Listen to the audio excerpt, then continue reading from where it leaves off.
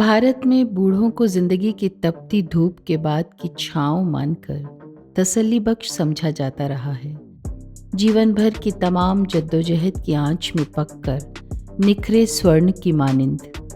चूंकि किसी सद्भावी बुजुर्ग में जो ठहराव, जो धैर्य, जिस अपनत्व की सरणी स्रावित होती है, वे किसी युवा में हरगिज नहीं मिल सकती है।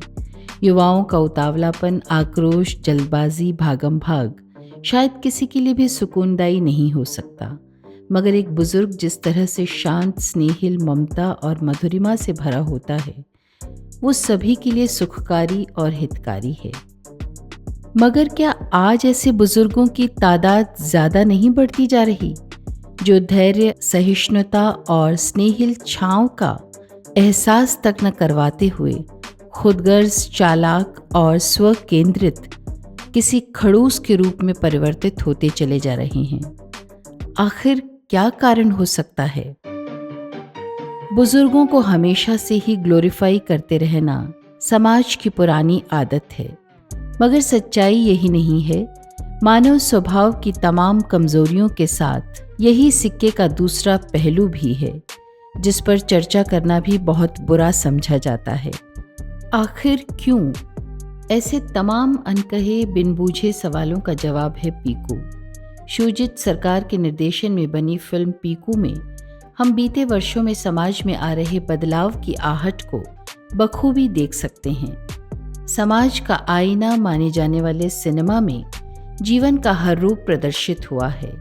हालांकि अब तक हिंदी सिनेमा में माँ बेटे या बाप बेटे की कहानियां ही प्रचलन में रही हैं, लेकिन फिल्म में लीक से हटकर न सिर्फ बाप बेटी की कहानी दर्शाई गई है, बल्कि एक और अनछुए पहलू को इसमें समेटा गया है।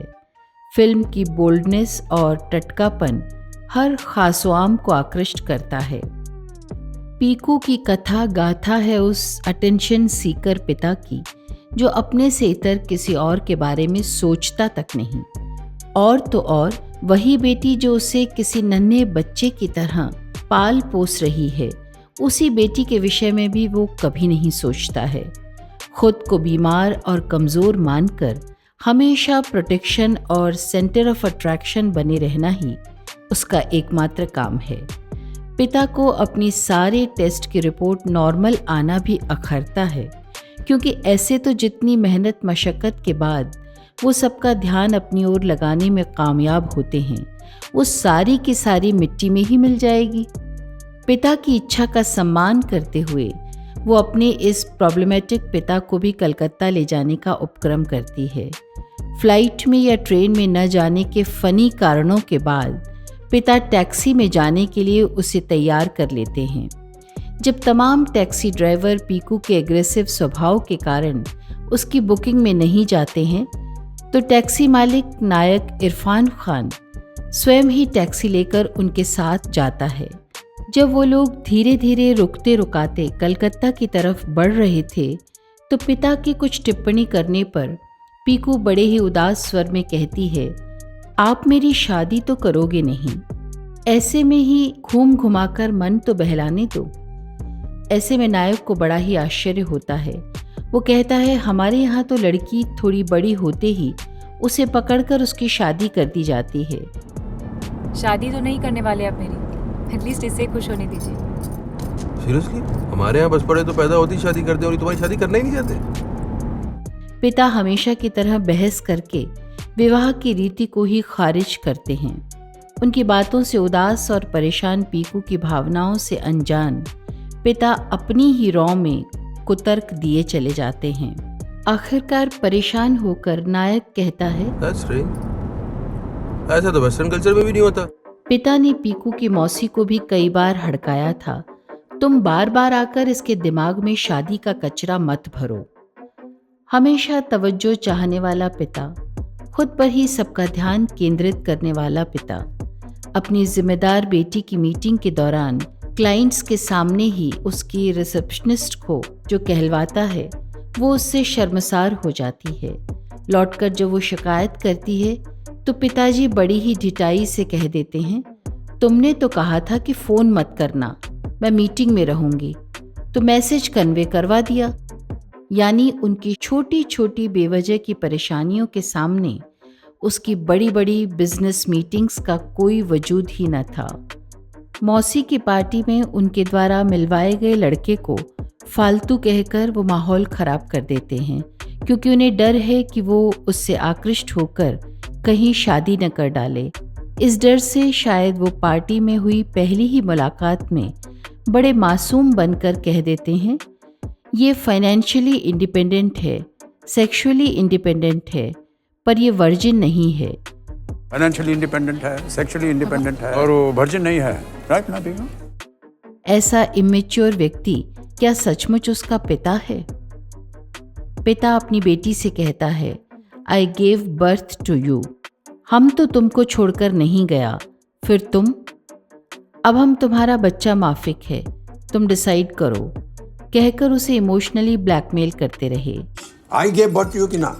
यस। ना बोलो, हम तुमको छोड़कर गया नहीं, so now I am your child, you do the same. जबकि बेटी ने कभी माँ बनकर देखभाल की तो कभी बाप बनकर संरक्षण किया, कभी दोस्त बनकर तीमारदारी करते हुए डायपर भी बदला, वो एक बच्चे की मानिंद पिता का पोषण और स्नेहिल संरक्षण करती है। सुबह मोशन न होने से लेकर रात नींद तक की चिंता करती है पीकू, और उसके पिता हैं कि नौकरानी से उलझकर उसे भगा देते हैं। सुबह उठते ही अपनी नकारात्मक बातों से उसे डीमोरलाइज कर देते हैं।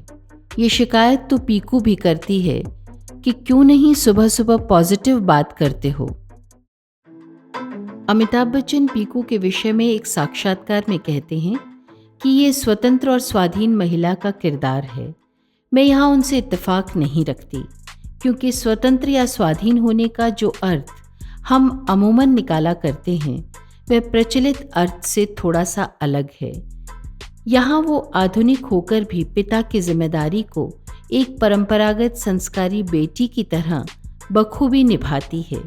सुबह की धूप से सुकून भरी पीकू अपने पिता के स्वभाव से कभी कभी तो झुंझला जाती थी, लेकिन फिर भी उनके बचपने से भरी ओछी हरकतों के बावजूद उनसे दूर जाने का कोई ख्याल भी उसे कभी नहीं आया। पीकू का ये एक डायलॉग पूरे विषय को ही बयान कर देता है। आज तक कभी आपने सोचा है कि मैं क्या चाहती हूँ? Absolutely selfish. जब उसे सारे समय पिता की ही चिंता में लगे रहकर अपनी जिंदगी को नजरअंदाज करते हुए नायक देखता है तो वो उसे टोक बैठता है।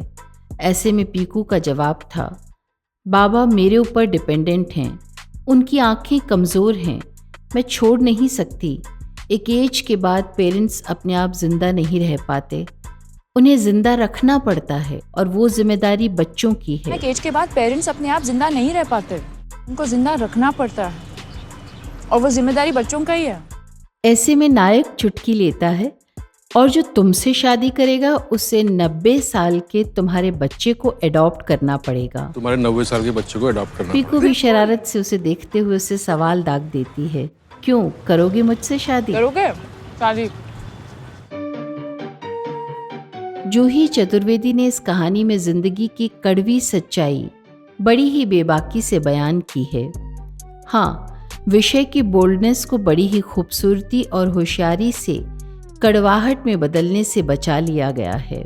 उनके इस आइडिया और जिंदगी की खारी सच्चाई को विटी स्टाइल से बयान करके शुजित सरकार ने कमाल कर दिखाया है। यहाँ ये भी कहा जा सकता है कि मजाकिया अंदाज में कहानीकार और निदेशक ने अभिभावकों के रंग बदलते स्वरूप को बखूबी चित्रित किया है। संभवतः किसी भी प्रॉब्लम को सहज सरल सा बनाकर भी उस पर लोगों को चिंतन मनन करने के लिए प्रेरित करना बड़ी खूबी हो सकती है। यही शायद इस फिल्म की बड़ी खासियत भी है।